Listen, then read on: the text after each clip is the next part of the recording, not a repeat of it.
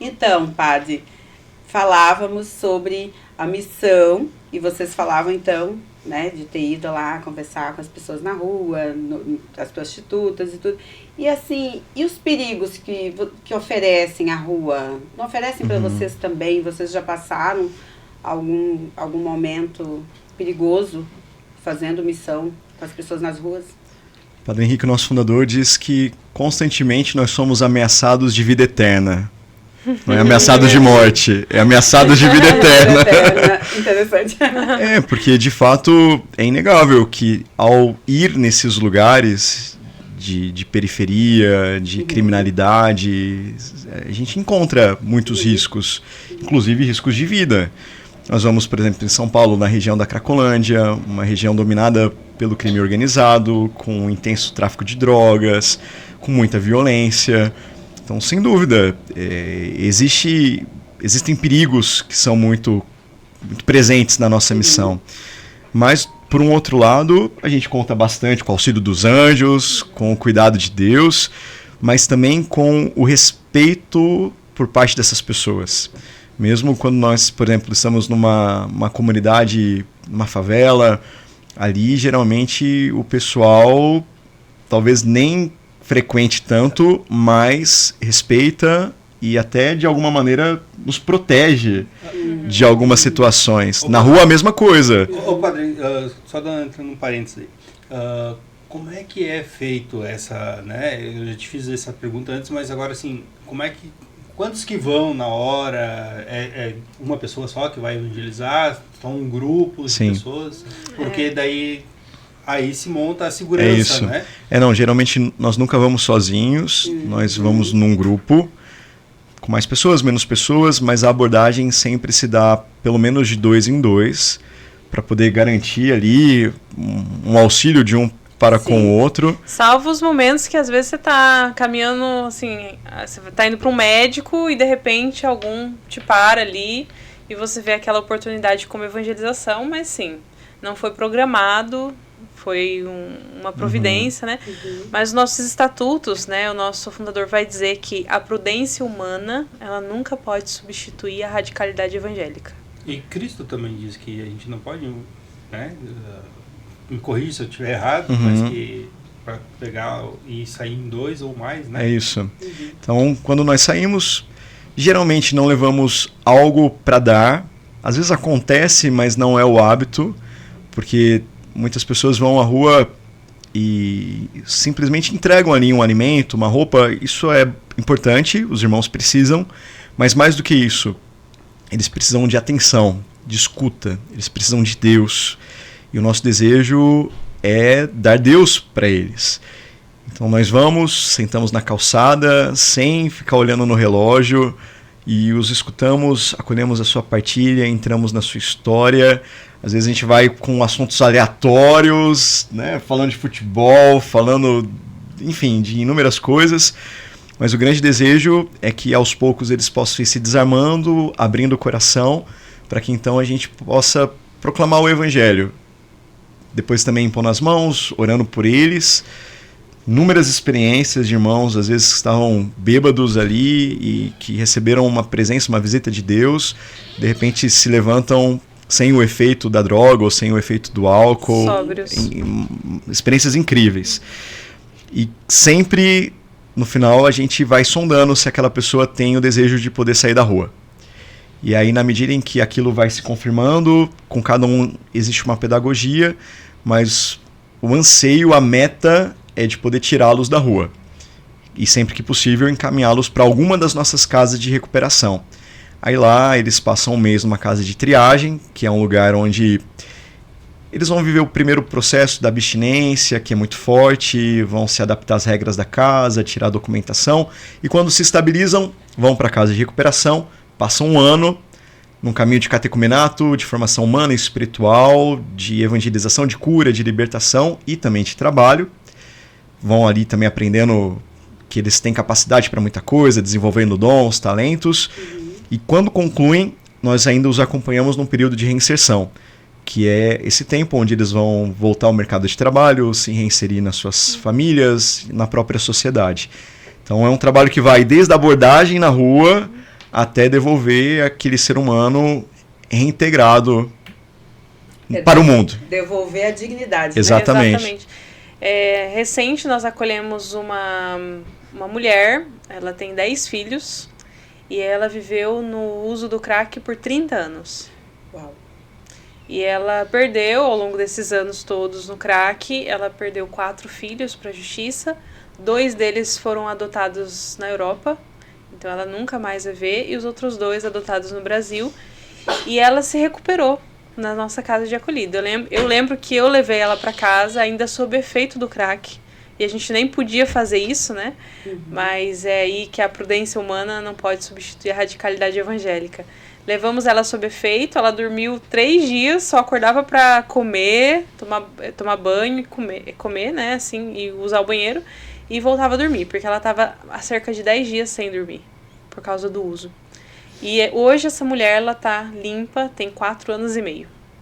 Ela reconstruiu a sua família, mora com 5 dos seus filhos, que já são jovens, 3 deles já são adultos, na verdade, 2 adolescentes. E ela tá totalmente transformada. E assim, conseguiu tá na sociedade, tá inserida na sociedade. Os filhos não quiseram que ela voltasse a trabalhar. Ela trabalha fazendo coisinhas em casa, doces para vender e tal. E faz voluntariado na nossa casa. Toda semana tá por lá. E assim, isso que eu ia te perguntar, o voluntariado daí faz. Essas pessoas que geralmente vocês conseguem resgatar, o amor deles não se torna tanto que, eu também quero fazer isso? Sim, acontece frequentemente. Eles são convidados, depois que terminam o caminho, a um tempo de voluntariado. E são irmãos mais velhos que auxiliam aqueles que estão chegando na casa de recuperação. Isso é de praxe, todos são convidados a esse período. Mas alguns expressam desejo, não, eu não quero simplesmente passar um mês, eu quero doar 1 ano da minha vida. Sim. Como é o nome dela? Que ficou Rose. A Rose, por exemplo, é um grande exemplo disso. Ela ficou no vício das drogas durante quanto tempo? Cerca de 15 anos, no crack também. Tá, e aí ela terminou, fez o voluntariado, esse ano inteiro de voluntariado, e o desejo que ela tem é de entregar toda a vida para Deus. Ano que vem ela quer ir para um projeto que a gente tem chamado Escola de Evangelização. Que daria um podcast só disso. A escola é um intercâmbio missionário. As pessoas vão para passar 9 meses vivendo o que a gente vive, aprendendo a evangelizar na cadeia, na FEBEM, na rua, com encontros querigmáticos. E a proposta é que depois disso ela volte para sua casa, para sua paróquia, e coloque em prática o que ela aprendeu ao longo desses 9 meses. O desejo da Rose é de ser missionária, mas ela vai começar fazendo 1 ano de escola de evangelização para poder ter certeza e, quem sabe, depois ofertar aí o restante da sua vida para Deus. Ô, padre, que legal. E assim, dentro disso, né? Vamos para a missão agora, eu tô curado, tô liberto, mas daí vai estar enfrentando o seu maior inimigo lá, né? Vai estar agora, pode cair, dar uma recaída e voltar. Já aconteceu? Já. Teve casos assim, porque daí tu tá em campo, né? E daí o propício, às vezes o bichinho lá conversa no teu ouvido, olha que coisa boa, que tá perdendo aquela, né? Sim, já aconteceu, né? Já perdemos pessoas assim que estavam num caminho bom, mas também acontece o contrário. Então, por exemplo, a pessoa que viveu a experiência de drogadição, ela encontrar uma pessoa na mesma condição com ela e ela poder ser luz àquela pessoa.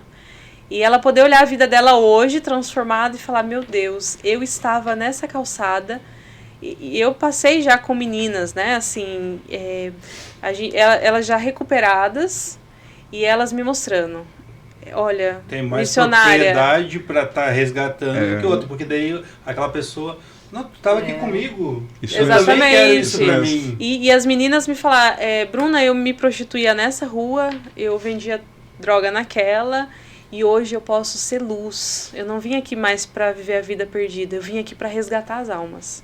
Então, ao mesmo tempo, isso fortalece elas, né? E claro que, quando a gente tem um caso assim, a gente nunca deixa ele ir num momento de fragilidade, sozinho.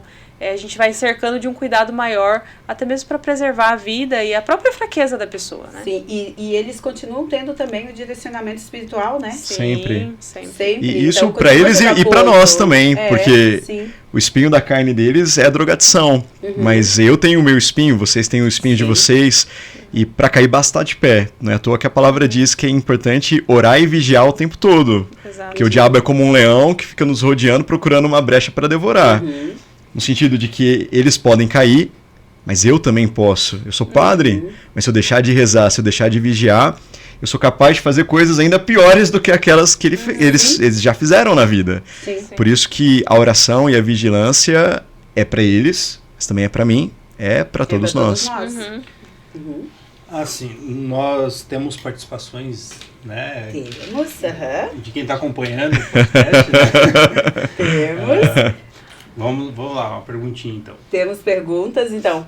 A primeira pergunta é como o senhor disse sobre quando o senhor teve um encontro com Cristo ali no Santíssimo. Então, a pergunta é, pode tocar no Santíssimo? Existe uma indicação geral que visa, e é importante sempre entender o sentido da lei. A lei tem o seu sentido de quem pensou nela lá no passado, de que se evite. Para evitar também excessos, abusos litúrgicos, o desrespeito com a presença real de Jesus presente na Eucaristia. E infelizmente nós sabemos que isso acontece.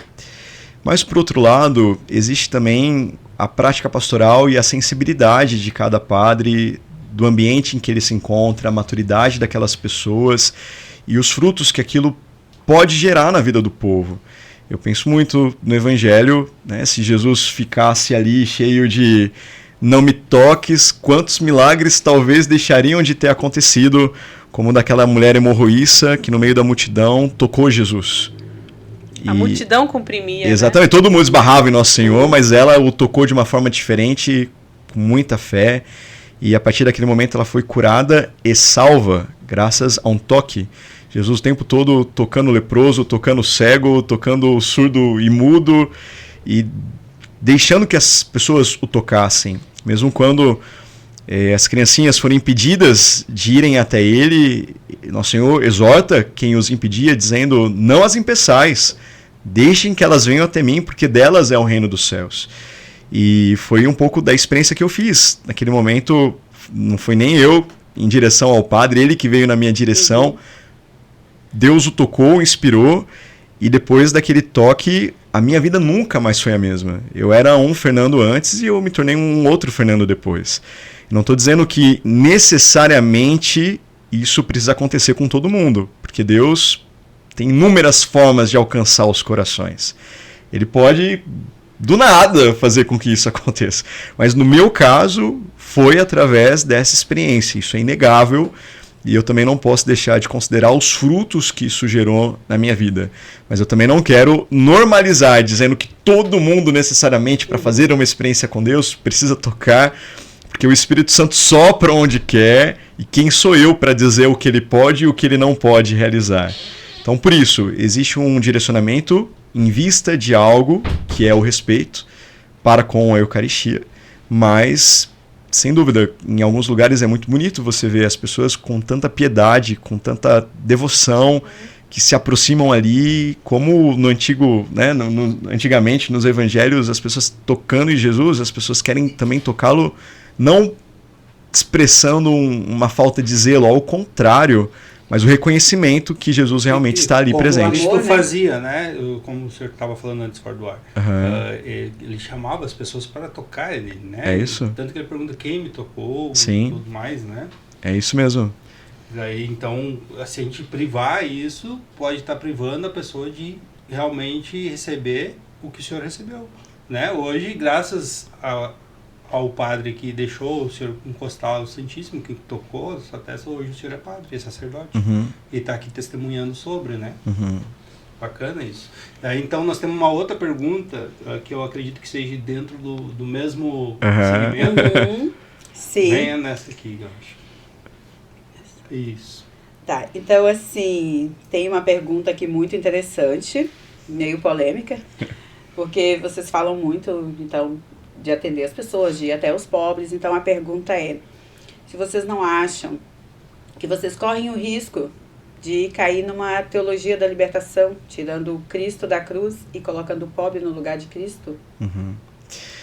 Sabe que tem uma homilia do Frei Raniero Catalamessa, pregador da Casa Pontifícia, por ocasião de algum advento, falando sobre São Francisco de Assis, e ele ali dizendo que às vezes as pessoas erroneamente falam que Francisco foi um homem apaixonado pela senhora pobreza, ele se casa com a pobreza, e por isso ele foi pobre e cuidou dos pobres.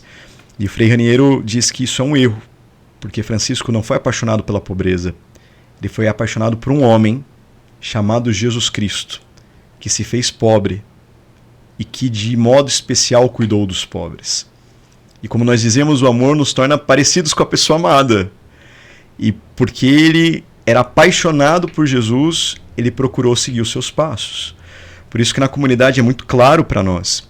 Os pobres não são o centro do nosso carisma. O coração de Jesus é o centro do nosso carisma. E uma vez que nós nos unimos a Nosso Senhor, que estamos ali o buscando em primeiro lugar, é Ele quem nos envia para todos. A comunidade Aliança de Misericórdia, ela nasce para todos os pobres, materiais e espirituais. Porque existe muito pobre por aí, milionário, que tem muito dinheiro, mas que a nível humano, afetivo, espiritual, é miserável. Nós não podemos dizer então, pronto, nós vamos cuidar dos pobres e só dos pobres, excluindo os ricos, como se de repente eles não pudessem entrar no reino de Deus. Jesus veio para todos. Ele ia na casa de Lázaro, de Marta e de Maria, que tinham condições, mas é inegável também no Evangelho que ele tinha um cuidado muito particular com os miseráveis, com os excluídos, com os últimos, porque esses são pobres de tudo. Às vezes pobres de Deus, mas pobres também materialmente dizendo, muito necessitados de auxílio, de ajuda. É como um pai que olha os filhos ali e de repente, né, todo mundo precisa do cuidado, mas talvez existem alguns que precisam ainda de mais cuidado, e cuidados emergenciais. Então a aliança ela nasce para todos, tanto que a gente tem evangelização, por exemplo, nosso fundador, o Padre Henrique, vive em Brasília, batendo de porta em porta nos gabinetes dos deputados para poder rezar por eles, evangelizá-los, porque também eles precisam muito da presença de Deus. Temos missionários que são vereadores hoje, também missionários da Sim, Aliança. sim. Aí entra... Mas só para poder concluir o pensamento. Então, todos são alvos da nossa destinação. Mas, sem dúvida nenhuma, como Jesus cuidou de forma mais particular, cuidadosa dos empobrecidos, nosso desejo é de imitá-lo. E foi ele quem disse, assim como ele instituiu o sacramento da Eucaristia e disse, isso é o meu corpo, isso é o meu sangue, ele também disse que todas as vezes que fizéssemos o bem aos pequeninos, era a ele que nós estaríamos fazendo. Mas quando, Senhor, que nós te alcançamos de alguma forma? Toda vez que eu tive fome e vocês me deram de comer, que eu tive sede e vocês me deram de beber, que eu estive nu e vocês me vestistes, ali, naquele pobre, vocês estavam cuidando de mim. E por isso, no último dia, Jesus nos promete que escutaremos dele, vinde benditos do meu Pai. Ou seja, de alguma maneira, ele também disse que ele estaria presente nos mais pobres. Então, é isso. Nós somos levados a nos unir a Jesus, a amar Jesus, é ele quem nos salva, mas nós também vamos aos pobres porque Jesus assim agia e porque no pobre eu encontro Jesus. Eu amo Jesus crucificado, desfigurado nos mais empobrecidos. E nós temos no nosso carisma um tripé que é por grau de importância. E o primeiro é a vida de oração. Então nós bebemos direto da fonte, depois nós vivemos a vida fraterna entre nós precisamos transbordar desse amor entre nós. Primeiro nós bebemos do amor, que é Jesus. Deus é amor, né? E depois nós transbordamos na vida fraterna para depois transbordar na evangelização. E que engloba o pobre, o rico, os jovens, as crianças, as famílias, enfim, todos, né? E nosso estatuto vai dizer, o todos é a nossa vocação. Então, é por grau de importância. Não tem como eu evangelizar os pobres se eu não estou diante da Eucaristia. Não tem como eu amar o meu irmão, e nós vivemos a vida fraterna, amar o Padre João, naquilo que o Evangelho me pede, se eu não bebi da Eucaristia. Se Cristo se fez homem, né? Se Cristo se fez ser humano para ser igualar a nós, para morrer na cruz por nós, então por que a gente tem que diferenciar disso? Ele veio para ser um exemplo, né? Então Cristo deixou claro a missão aqui na Terra, né? E nós temos que ser igual a ele. Então muitas vezes a gente coloca ele num patamar superior, que não é o que ele prega, né? E acaba confundindo as vamos falar, as doutrinas, né? Dando mais poder às doutrinas do que o próprio amor de Cristo. É isso. Ele é o novo Adão, a imagem do homem perfeito. Ele é o nosso exemplo. Ele veio para nos salvar, ele veio para trazer o reino, ele veio para revelar o rosto de Deus, porque as pessoas até então tinham talvez alguma dúvida. Deus é muito bravo, ele é muito justiceiro, e ele vem revelar o rosto misericordioso do Pai. Mas Jesus também veio revelar ao homem quem ele é, como ele deveria agir, como ele deveria falar, pensar. Quando eu olho para Jesus, eu tenho a minha meta. E nós falávamos agora nos bastidores, como hoje é perigoso você acabar ficando mais nas teorias, teologias, ideologias, nos influenciadores, assumindo essas realidades como verdades absolutas, e você procura configurar sua vida a alguma delas, e Jesus fica de lado, de escanteio. Aí eu tento me assemelhar mais a um influenciador, a um teórico, a um teólogo, do que ao próprio Cristo. Peraí, não, mas eu sou cristão, o cristão deve ser um outro Cristo. O que tem na vida dele tem que ter na minha. O que não tem na vida de Jesus não pode ter na minha. Eu tenho que amar o que ele amava. Eu tenho que rejeitar o que ele rejeitava. E quando nós olhamos para a vida de Jesus, eu vejo ali a completude de todas as coisas. Porque ele era tradicional, Jesus não veio suprimir nenhuma vírgula da lei, mas dá a ela pleno cumprimento, que é o amor. Jesus, ele era carismático, o Espírito do Senhor está sobre mim, a experiência do batismo, e Jesus impunha as mãos e curava e libertava, e enviou os apóstolos na força do Espírito Santo. E Jesus, de alguma maneira, e aí a gente precisa entender bem isso, né? Ele era libertador, no sentido de que ele veio libertar o ser humano de forma integral. Jesus não quer que ninguém passe fome, que ninguém esteja na miséria, mas mais do que ser um simples libertador a nível material, social, ele veio libertar o ser humano interiormente, do pecado, do egoísmo, das idolatrias, dos demônios. Jesus nos trouxe uma libertação total, não só social. E esse é o grande perigo de algumas teorias da igreja que conduzem os cristãos a buscar simplesmente uma libertação do capital, dos poderes opressores, e se esquece que não só de pão vive o homem, mas de toda a palavra que sai da boca de Deus. Então, quando eu olho o Deus lá do Êxodo e o próprio ministério de Jesus Cristo, ele é um Deus de libertação. Ele veio para libertar o ser humano.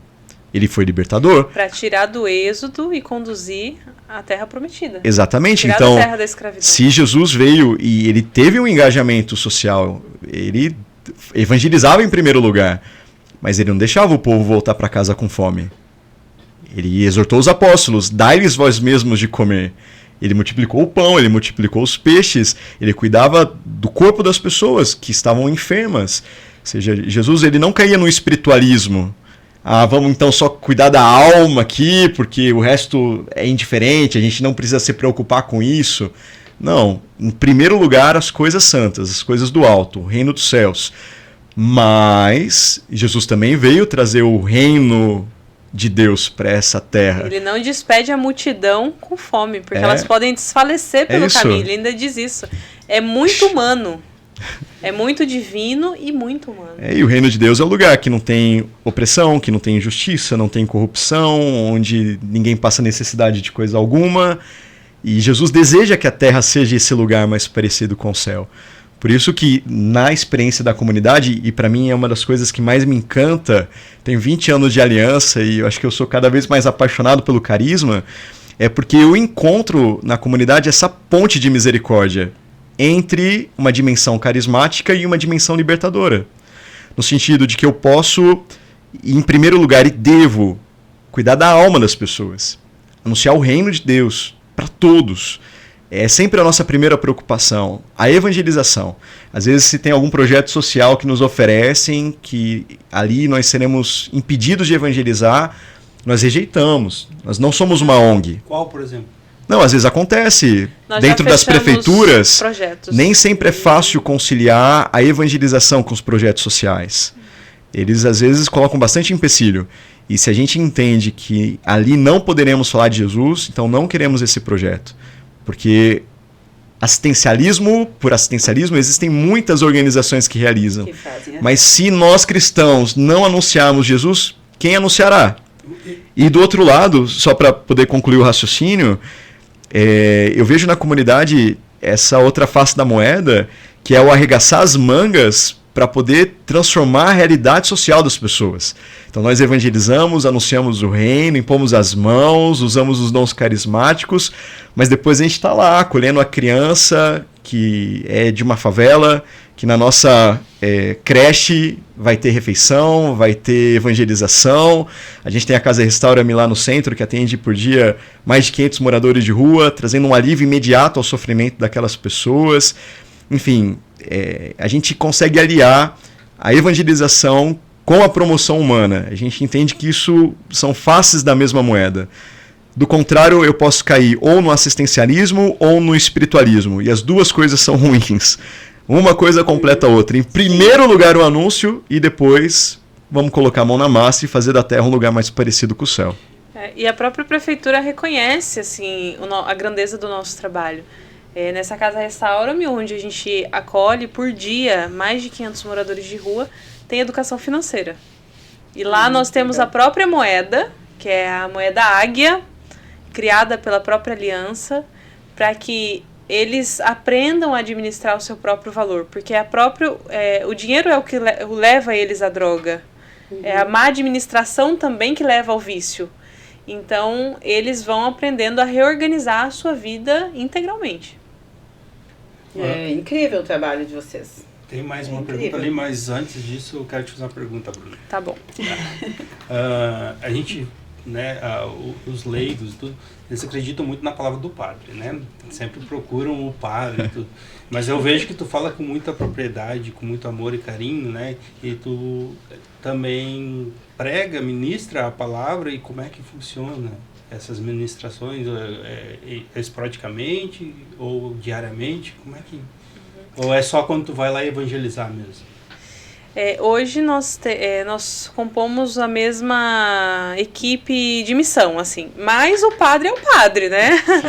O padre é a persona Christi. E merece todo o respeito, todo o amor. Mas Deus também me deu o dom de pregar a palavra, de ministrar orações. Então, à medida que me solicitam, eu também saio para pregar a palavra. Hoje eu sou formadora junto com o Padre João e também com outros membros da comunidade da nossa casa de formação, que é o Discipulado 1, onde nós temos a casa em São Paulo. E você me disse antes que você também é estudante, né? Tenho uma grande paixão, um grande amor na minha vida, que são as crianças. Eu sou apaixonada pelo desenvolvimento infantil e eu vejo nas crianças um grande potencial. Você estuda o quê? Eu estudo psicopedagogia. E você pretende atuar na área? Na verdade, eu atuo antes de iniciar a faculdade já. Né? A gente diz que o carisma, são muitas faculdades. Né? Na Aliança, a gente acaba aprendendo de muita coisa. E eu iniciei na vida missionária um trabalho de evangelização com as crianças, e isso me despertou àqueles que estão mais à margem, que são os que têm deficiência, que têm alguma síndrome, um distúrbio de aprendizagem. Então, eu me despertei esse amor por esses mais pequeninos. E aí, para poder falar de Deus para eles, eu quis estudar um pouco mais. Então conta um pouco desse trabalho. Nós tivemos, há mais ou menos 5 anos atrás, um congresso para 300 crianças. E lá em São Paulo, e com realidades misturadas. De periferia, crianças de classe social alta. E misturamos todas essas realidades. Foi um grande desafio. Mas nós conseguimos ministrar esse congresso de 3 dias para crianças de 3 a 12 anos. Então, eram 3 congressos acontecendo simultaneamente. Nós separamos ali de 3 a 5 anos, de 6 a 10 e de 11 a 12, né? E nós tivemos esse congresso ao mesmo tempo e foi uma experiência riquíssima. Nos unimos na hora da Santa Missa, no domingo, e lá houve um momento de efusão do Espírito Santo. As crianças oravam em línguas, erguiam os bracinhos, choravam, pedindo o Espírito Santo. Aquilo para mim foi uma grande experiência que eu vou levar para a vida. E depois veio a pandemia, infelizmente teve uma grande queda, né, na participação, mas nós teremos esse congresso agora na cidade de Salto, no interior de São Paulo, no próximo domingo, dia 20. Inclusive nós estamos em missão aqui no Rio Grande do Sul, mas eu estou organizando o congresso lá também. Nosso programa está sendo gravado hoje, excepcionalmente, porque eles estão numa missão aqui, né? Isso. Você deve estar olhando dia 21, né? Esse programa, então é um domingo anterior, né? Isso aí. Pode ter acontecido. Então, tem mais uma pergunta, a última pergunta. Já que vocês, né, têm esse lema aí de trabalhar com os pequeninos, então, por que estar na comunidade Aliança da Misericórdia e não com os franciscanos? Existem coisas parecidas, mas existem outras que são bem diferentes. Os franciscanos são uma ordem maravilhosa, fundada por São Francisco, uma congregação religiosa. E ali você tem na família franciscana congregações masculinas, congregações femininas, ordens terceiras. Mas é uma experiência diferente de nós que somos um movimento, uma associação privada de fiéis. Fazemos parte dessa corrente de graças que Deus foi derramando sobre a igreja de forma especial aí com o Concílio Vaticano II. As novas comunidades. O florescimento desses grupos e movimentos que foram de alguma maneira uma resposta bonita para as necessidades da igreja, trazendo um engajamento maior dos leigos, colocando esse pessoal para poder cuidar dos pobres, para poder evangelizar, enfim. Então, por isso, na nossa comunidade nós temos não apenas padres ou apenas irmãs consagradas, são todos os estados de vida interagindo, vivendo uma vida comunitária, evangelizando e buscando a mesma coisa, buscando o mesmo ideal, no mesmo propósito. Existe essa interação muito bonita e é bacana porque a gente vai se complementando. Eu aprendo muito com um casal, que aprende muito com a celibatária, que aprende muito com o padre, e assim, juntos, nós vamos testemunhando a misericórdia de Deus. Na comunidade nós também temos um desejo de poder viver bastante essa abertura à ação do Espírito Santo para evangelizar na força dos dons, dos carismas do Espírito Santo. Também é um pouco diferente de uma ordem mais tradicional, mais antiga da igreja. Existe um sopro do Espírito que nós fazemos parte e que nos diferencia bastante da vida mais religiosa tradicional da igreja. Praticamente a comunidade é feita de leigos, mas leigos engajados, leigos consagrados, e a gente vai ali meio que assessorando a galera nos bastidores, dando um apoio espiritual formativo para que realmente quem está no meio do mundo possa cumprir a sua missão. E eu sou, assim, imensamente apaixonada por esse carisma, né? Eu falava um pouquinho para ele, estava passando ali o vídeo, e eu olhei para ele e falei, eu sou apaixonada por isso aqui. É há 15 anos, mas parece que tem, assim, um mês de apaixonamento. E tem uma experiência, né, que eu sempre falo dessa vivência do Espírito Santo, eu sempre gosto de contar essa experiência. Uma vez eu estava dirigindo numa rodovia, e era um domingo de manhã, não estava movimentado, graças a Deus. E na minha direção contrária estava vindo uma moça, aparentemente assim, vestida como uma pessoa que estava fazendo o programa. E eu estava indo no lado contrário, ela no acostamento. E tudo isso para dizer dessa vivência com o Espírito Santo. Sim. E eu estava indo e naquele momento o Espírito Santo me falou, diga para ela o quanto ela é amada por mim. Só que eu estava dirigindo ela a pé. E eu baixei o vidro e falei, Jesus te ama, né? E passou e eu olhei pro retrovisor, essa mulher acenando e fazia assim. E o Espírito Santo volta. E eu falei, mas volta como? Volta. Olhei no retrovisor, graças a Deus, a rua deserta. Entrei no acostamento, fiz um retorno maluco, proibido. Mas entrei no outro acostamento e voltei até ela. Um carro tinha parado antes de mim, era um senhor. E eu só escutei ela dizendo, não é com você, é com ela. E ela veio até mim, e aí ela disse assim, chorando, repete o que você gritou, repete. E eu falei, Jesus te ama muito, você é uma filha amada. E ela chorava, essa mulher chorava, e ela dizia assim, ontem eu ia tirar a minha vida. Porque há muito tempo Deus não mandava alguém para dizer o quanto Ele me amava. Nossa. Ontem. E eu estava decidida, eu falei, Senhor, se você não mandar alguém para dizer que eu sou amada, eu vou tirar a minha vida. E Deus mandou você. E eu disse, entra no carro, para onde você está indo que eu te levo. E ela disse que estava indo para uma cidade vizinha, eu falei, eu te deixo metade do caminho. E essa mulher entrou no carro, eu disse, fecha os seus olhos, eu vou fazer uma oração por você. E ela foi em prantos. Eu fui dirigindo, fazendo a oração por ela, e ela viveu um batismo dentro do carro, de choro, de amor de Deus, e eu chorava com ela. Mas assim, quando eu penso na Aliança de Misericórdia, eu penso nessa vivência do Espírito, e isso me faz apaixonar ainda mais por esse carisma. Muito lindo. Pra ver, né? As pessoas estão aí e quantos precisam escutar uma palavra, uma frase, né? Uhum. E você, que nem você disse aí, não, você sentiu de dizer, disse e não tinha ideia do que ia fazer, né? Do impacto. Do impacto que seria para ela. Então, esse é o nosso desejo aqui no podcast, né? Que a gente esteja, além de nos evangelizar, porque a nossa intenção sempre foi aprender para amar, conhecer para amar. E que as pessoas também possam, aos poucos, ir conhecendo e amando muito, muito a Jesus e buscando mais, porque a nossa igreja tem muita coisa linda para oferecer, né?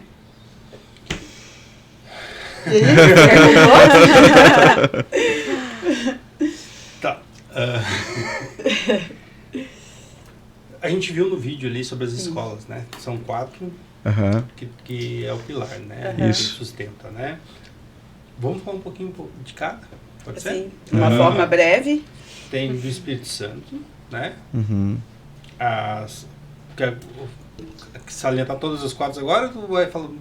Não, termina só para poder lembrar o pessoal que já assistiu o vídeo há algum tempo, quais são? Sobre a palavra, né?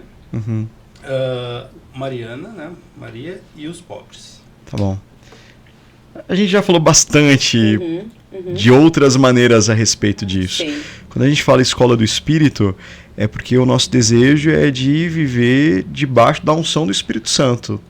Nós queremos ser homens e mulheres conduzidos pelo Espírito, cheios do Espírito, que evangelizem com seu poder, com seus dons, com seus carismas, assim como Jesus, assim como os apóstolos. Nós queremos ser um prolongamento disso. Nosso desejo é que ele seja o grande protagonista da evangelização, que, como nós dizíamos, sozinhos não temos nada para dar, mas quando ele age em nós, através de nós, os frutos são inúmeros. Estar na escola do Espírito é expressão desse desejo de que nós queremos sempre ouvir a sua voz e agir conforme aquilo que ele mesmo vá nos inspirando. E é muito bacana isso, porque ele vai dando novas maneiras e novas ferramentas para a gente poder evangelizar. Por exemplo, agora também, esses dias, aqui em São Leopoldo, o pessoal foi na evangelização do Fornalha. Foram nas baladas, nos barzinhos, e aí você chega ali como quem não quer nada e vai conversando, e quando você tem a oportunidade, você semeia uma semente da palavra no coração daquelas pessoas. Ou agora, recentemente, lá em Juazeiro do Norte, a gente tem feito um trabalho muito bonito de evangelização dentro da cadeia, que é uma evangelização, assim, conduzida pelo Espírito, na unção do Espírito, e depois de um ano praticamente de evangelização, hoje nós estamos com uma sala lá dentro que foi construída para a catequese dos presos. São 3 turmas de catequese, infelizmente por causa de facções diferentes, não dá para misturar todo mundo na mesma sala, mas há alguns dias atrás nós tivemos, se eu não me engano, 20 primeiras comunhões e 5 batizados. Dentro da penitenciária. Foi o diretor da penitenciária que, vivendo uma experiência de uma missa da graça que nós temos lá, ficou tão impactado, falou, eu quero levar isso para dentro da cadeia. E aí, o que os missionários disseram era, a gente vai, mas eles não podem ficar atrás das grades e nós do outro lado. A gente precisa ter acesso a eles. A gente precisa ir ao encontro, abraçar, tocar. Aceitaram, começaram a celebrar a missa lá uma vez ao mês. E isso foi crescendo. Hoje a gente tem evangelizações semanais. Tem o Terço dos Homens lá dentro do presídio, as turmas de catequese, esses frutos tão bonitos, evangélicos presos que estão se convertendo, um pastor lá dentro que, enfim, numa Santa Missa, viveu uma experiência de arrebatamento e falou, olha, Deus um dia me prometeu que eu veria aquela cena do Apocalipse, do Cordeiro Imolado, e hoje aqui celebrando a missa, eu entendi que esse Cordeiro Imolado é Jesus na Eucaristia. Chorando no final da missa, se ajoelhou lá na frente e pediu se o padre poderia aceitá-lo de volta na igreja. Hoje ele está lá dentro, rezando o terço, evangelizando os outros presos. Experiências lindíssimas. Um outro pastor da igreja Congregação Cristã, se eu não me engano, que vendo os missionários evangelizando, ficou curioso, nunca vi isso, católico rezando desse jeito, evangelizando dessa maneira, começou a frequentar a missa, deixou a igreja protestante e agora está caminhando conosco na comunidade. Isso é estar na escola do Espírito. E um deles, pai de santo, também fez parte de coisas satânicas, jovem, 21 anos, se eu não me engano, ele estava lá condenado a 75 anos de cadeia, porque tinha cometido homicídios. E por participar de uma missa dessa, ele ele vive um momento de efusão do Espírito Santo, e ele cai em repouso. Naquele momento ele desperta a conversão, e aquele homem quer receber o batismo e a primeira comunhão. Então, você olha assim, uma pessoa que cometeu homicídio é mais santo do que nós, que temos pecado, porque o batismo ele apaga os pecados, né? Então, imagina, isso é só obra do Espírito Santo. Padre, conversando aqui com o senhor, me vem muito à memória o trabalho que Dom Bosco fez com as crianças de rua, os adolescentes. Com os adolescentes na prisão, e exatamente de fazer isso, né? Tem um filme muito lindo sobre a vida de Dom Bosco que mostra exatamente isso. Não, eu não quero falar com eles através das grades. Abra e me deixe entrar, eu quero olhar para eles, estar com eles. É lindo a história, vale a pena conferir, gente. Isso é muito importante porque a gente vê propagar sempre dos protestantes. Tem muita gente que não tem nem ideia que a Igreja Católica não faz isso. Não tem ideia, então, verdade. Né, isso é maravilhoso, a gente ter ciência, porque tem muita gente que tem vontade de estar junto, buscar esse conhecimento, né, e evangelizar dessa forma, e não sabe como. Né? E existem muitos preconceitos também, porque as pessoas olham e acham que já não tem mais jeito, e, enfim, desprezam bastante, excluem. Eu acho que além de mais do que preconceito, é o comodismo das pessoas. As pessoas são muito acomodadas. Elas querem, mas não dão o passo inicial, como eu tenho falado. Talvez o que falta para mim, eu sou um pouco acomodado demais em estar ali dobrando mais o joelho, rezando mais. Eu quero evangelizar, mas o que me falta então é né, o íntimo com Deus. Então, quanto mais a pessoa buscar isso, é o que eu estou aprendendo hoje aqui com vocês, quanto mais eu conseguir buscar para mim próprio, mais eu vou conseguir transmitir do amor de Cristo. São sempre essas duas experiências. Padre Henrique fala bastante disso, do êxtase e do êxodo. Você vê ali Moisés que se encontra com Deus na sarça e faz uma experiência profundíssima, descobrindo quem ele era, quem Deus era. Mas Moisés não guarda aquela experiência de forma intimista para si. Aquela experiência o impulsiona a se engajar na libertação de um povo. E olha que ele sofreu muito por isso, para que o povo saísse do Egito e fosse encaminhado para a Terra Prometida. E ele nem entra na Terra Prometida. Mas o que é interessante é essa dinâmica, porque ao longo do processo, você também não vê Moisés que, então, agora já tive um encontro com Deus, não quero saber mais disso, vamos só nos engajar com a libertação do povo de Israel. Você vê o tempo todo Moisés entrando dentro da tenda para se encontrar com Deus, porque não era fácil liderar um povo. Nem ele, às vezes, sabia qual era o melhor caminho. É um povo que reclamava de tudo, que estava com fome, Deus mandava o maná, não quero mais maná, quero carne, Deus mandava carne, e que reclamava de novo. E imagina, tá à frente de um povo tão cabeça dura, de coração duro. Moisés tinha clareza da sua incapacidade, e por isso ele buscava a presença de Deus.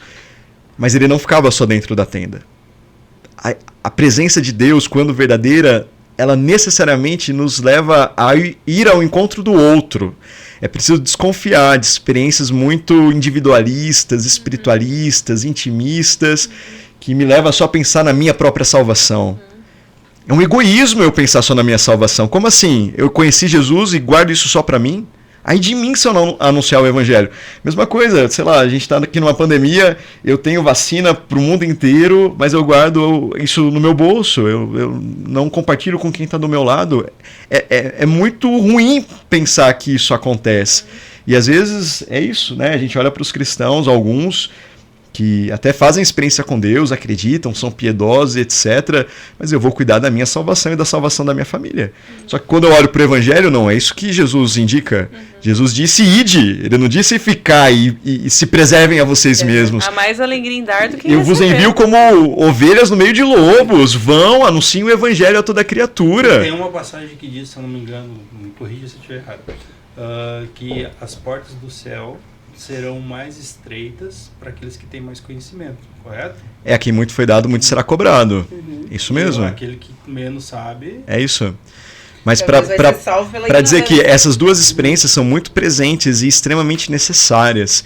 Nós precisamos da intimidade para poder nos encher da presença de Deus, mas eu não posso ficar só dentro da tenda.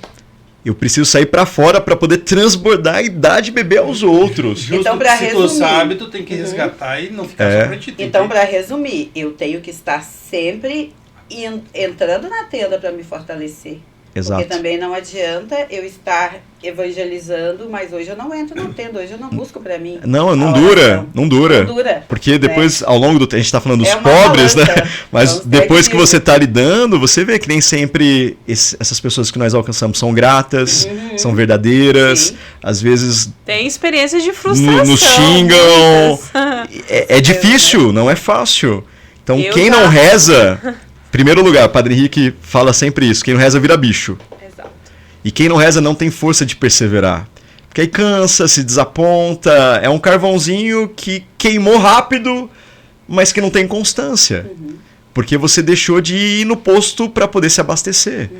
A gente precisa o tempo todo estar ali clamando o Espírito Santo, na vida de oração, na escola do Espírito, para ter gás, para perseverar na nossa missão até o final. Mas a gente está falando só da escola do Espírito. Pois é. Escola da palavra. A escola da palavra. Depois eu tenho tem testemunho para tudo aqui, né? Mas a escola da palavra nós escolhemos viver ao ritmo da palavra. O verbo se fez carne e habitou entre nós. Esse verbo, a palavra, Jesus encarnado. Ele nasceu e a palavra, nós temos as palavras constitutivas, temos palavra de tudo. Então a gente tem a palavra do nosso dia, meditamos a palavra todos os dias, toda aliança é convidada a isso, aliás, toda igreja, mas nós escolhemos começar o nosso dia com a palavra. Então, alguns missionários têm essa opção de rezar as laudes, as horas médias, da liturgia das horas, mas meditamos a primeira leitura, o salmo, o evangelho, e somos convidados a tirar um propósito, que é para viver aquela palavra concretamente naquele dia. Às vezes anotamos na mão, às vezes anotamos na cruz, algum lugar que a gente vai ajudar para lembrar. Temos a palavra do mês, que norteia o nosso carisma, então são escritos por alguns irmãos da comunidade, toda aliança medita aquela palavra do mês. Tiramos a palavra do ano para viver, que é direcionada também, então toda aliança vai vivendo aquela palavra do ano. E temos a nossa palavra constitutiva, que é essa que o padre citou um pouquinho anteriormente. O Espírito do Senhor está sobre mim, Isaías 61, porque me enviou para anunciar a boa nova aos pobres, para libertar aqueles que estão presos, anunciar um tempo de graça. Então, a palavra, ela está ao nosso redor. E temos a palavra de vida. Na verdade, a gente faz a palavra da árvore da palavra. A palavra de vida, a palavra de missão, a palavra de nascimento. Vamos pesquisar lá. Tem um site, né, Dicionário da Fé, onde nós procuramos a liturgia do dia que a gente nasceu. Lá está o Salmo, primeira leitura, o Evangelho do dia que a gente nasceu. Repete aí, por favor, o site. www.dicionariodafé.com.br. Lá tem como a gente voltar no ano do nosso nascimento, 1900 e tanto, para... Nossa, esse dia que eu nasci era esse Evangelho. Isso é muito significativo para nós. Então, a aliança ela tem isso muito forte. Nós viemos também os nossos fundadores trouxeram isso também da comunidade dos focolares, fundada por Chiara Lubick, depois tem Chiara Lucci também. Nós viemos desse movimento, dessa vivência da palavra. Isso para nós é imprescindível. Depois tem a Escola de Maria, porque a aliança, nós falamos que Nossa Senhora é a grande responsável pelo início, pelo nascimento da comunidade. Os fundadores não queriam dar o passo de começar uma outra experiência comunitária, mas sentiram que realmente ela moveu todas as coisas, Maria foi à frente e fez com que a aliança nascesse. E como fundadora, ela é o nosso modelo, a nossa referência. Ela é uma mulher cheia do Espírito, ela é cheia de graça, e uma vez que o Espírito a envolve, Maria se levanta e vai às pressas fazer o quê? Cuidar da sua prima necessitada, Isabel, já idosa, grávida, e vai ali fazer os trabalhos mais simples, trabalhos domésticos. Maria poderia ter ficado lá em Nazaré, dizendo, eu sou a mãe do rei, me sirvam, mas ao contrário, cheia do Espírito, olha aí, a prova dos 9, a experiência autêntica com Deus. Ela não ficou apenas preocupada consigo. Cheia do Espírito, ela vai às pressas para ajudar, para servir, para cuidar, para levar Jesus para aquela família. E por isso, ela é também um modelo. Se Jesus é o novo Adão, Maria é a nova Eva. E como Maria buscava intimidade com Deus, nós queremos buscar. Como Maria era uma mulher da palavra, nós queremos ser. Como Maria era expressão de acolhida, nós queremos acolher a todos que chegam na nossa casa como ela acolheria. Nós queremos cuidar da nossa casa como Maria cuidaria. Todos os membros da aliança se consagram a Jesus através do Tratado da Verdadeira Devoção a Nossa Senhora de São Luís Maria Grimond de Montfort, pelas mãos de Maria. E por isso, todo mundo, todo cristão deve ser, mas por excelência todo membro da comunidade também é profundamente mariano.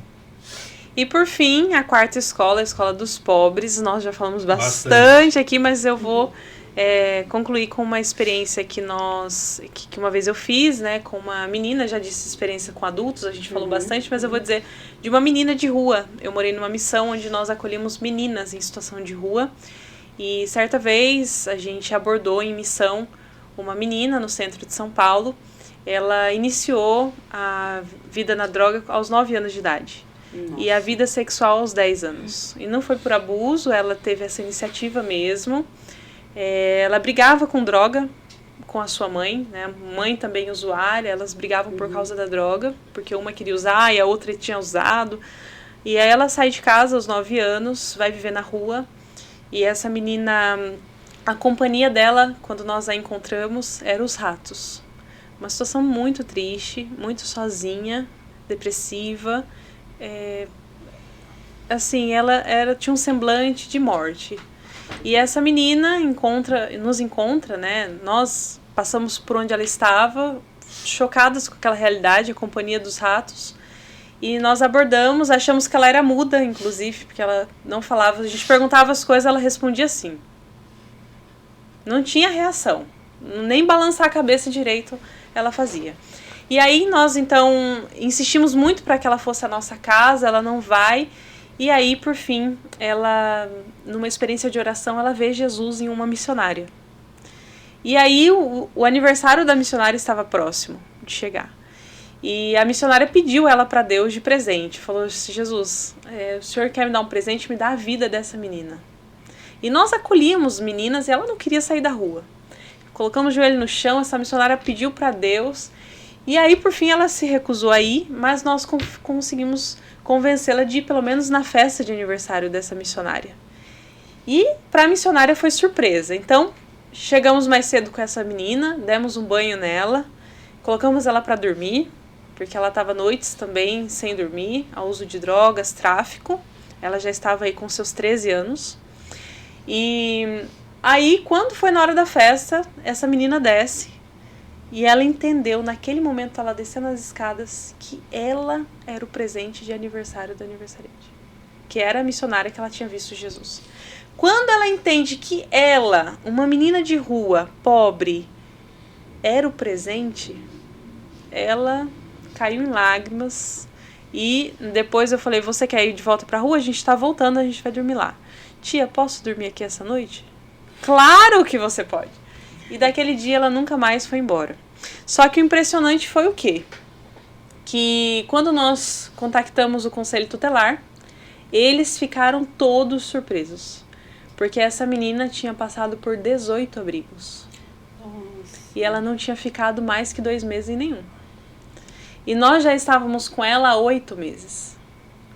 Como? E eles falavam, mas como que vocês estão fazendo? Porque essa menina, eu só recebi reclamações, ela foi expulsa de abrigo, ela fugiu de abrigo, ela bagunçou no abrigo.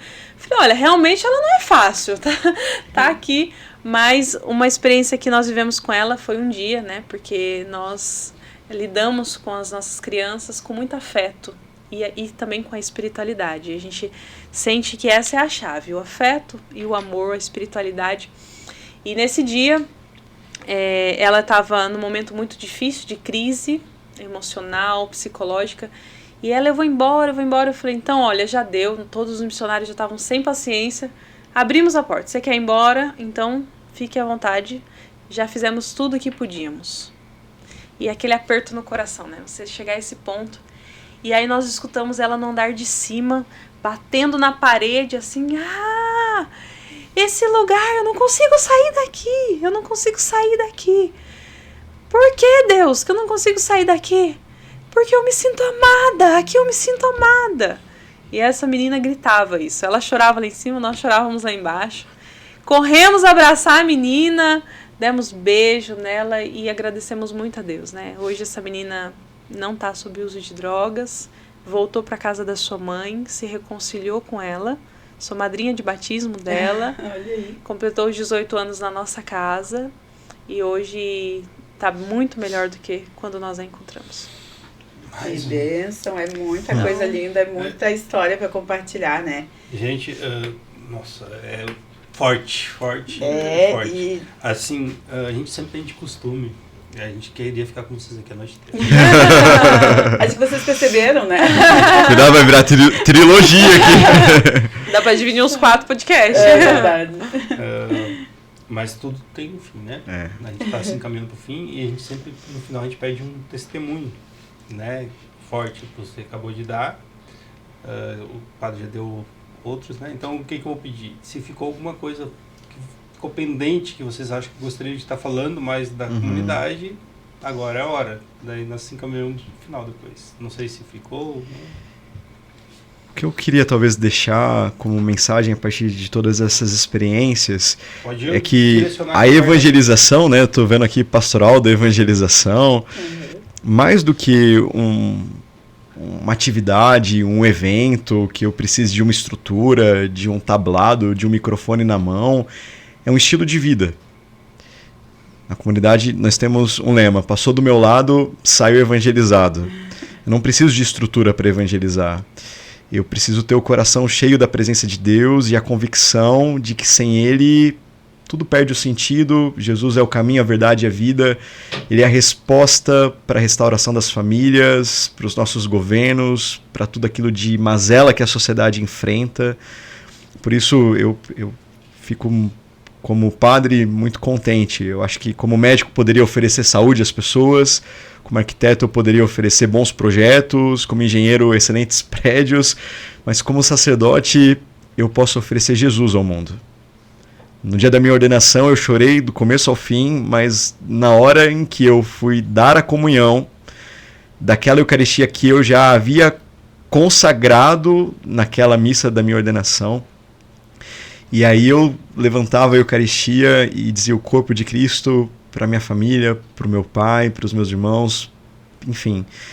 Eu chorava muito, porque na minha cabeça me vinha essa convicção: a partir de hoje eu posso oferecer ao mundo o maior de todos os bens, eu posso oferecer Cristo.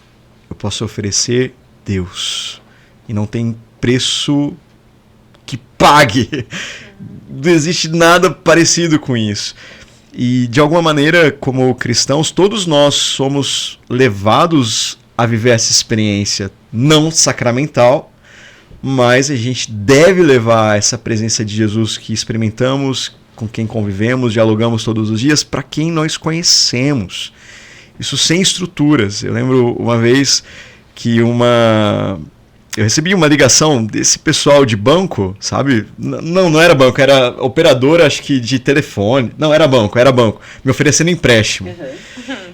E aí, falei, eu vou pegar essa atendente hoje.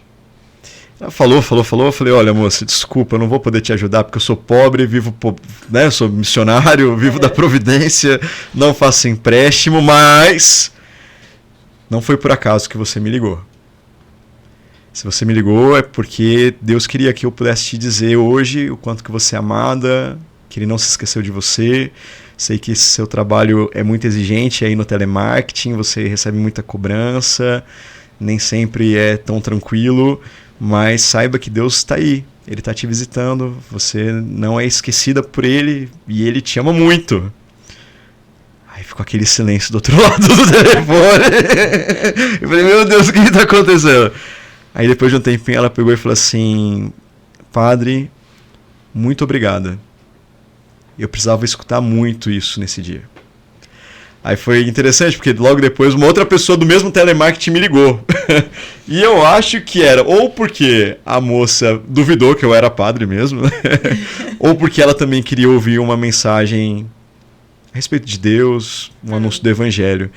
Mas entende? A gente não precisou não precisei de uma estrutura ou de um momento marcado na agenda para poder evangelizar. A ligação. Não, eu preciso ter o coração cheio e encontrar a brecha e a maneira correta de poder levar Deus para as pessoas. Então, por isso, a gente precisa evangelizar sempre. Evangelizar sempre. E, padre, e assim, ó, para as pessoas que vão assistir, que vão querer saber um pouco mais, vocês têm rede social, alguma coisa? Então, divulga aí para nós, o pessoal continuar alguém que queira ser um pouco mais. Missionário, né? É isso que eu ia dizer. Ou também, porque como a gente aprendeu aqui com vocês, que tudo é através de doação também, né? Sim.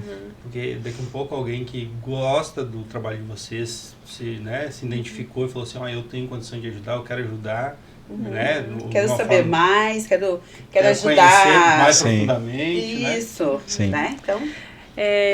inclusive era isso que eu ia dizer, né? Se o seu coração tá ardendo aí, pode ser que você seja um chamado ao carisma Aliança de Misericórdia. Então hoje nós temos os nossos sites, tá bom? Então nós temos o www.misericordia.com.br e também temos o nosso site social.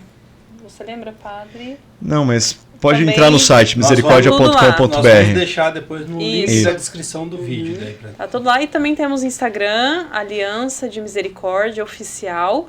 Aliança de Misericórdia. Isso. E tem o do Movimento Jovem, @geraçãoacorde com I. E tem o meu, @PE João Fernando. Isso aí, vamos procurar, vamos seguir, vamos acompanhar e assim, o trabalho de vocês. Nós tivemos a sorte de ter encontrado vocês, né? Por acaso eu não iria nos Anjos da Madrugada, fazia tempo que eu não ia, daí eu recebi um convite. Vamos hoje, Deus me tocou, vamos, né? E vocês estão aqui hoje.